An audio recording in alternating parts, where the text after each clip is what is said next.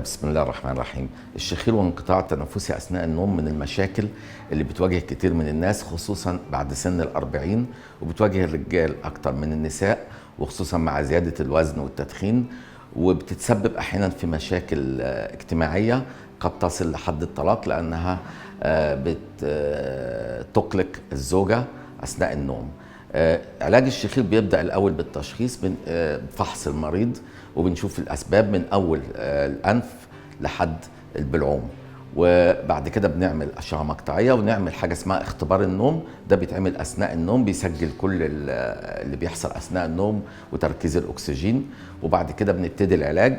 العلاج بيعتمد على 3 مراحل. لو كان مرحلة انقطاع التنفس بسيطة بيبقى كفاية نقيس إنه يخفض الوزن ويعدل في وضع نومه. لو كانت متوسطة بتحتاج أحيانا لعملية في سقف الحلق علشان تساعد على التنفس، وإذا كانت شديدة بيحتاج جهاز اللي بيضخ الهواء أثناء النوم.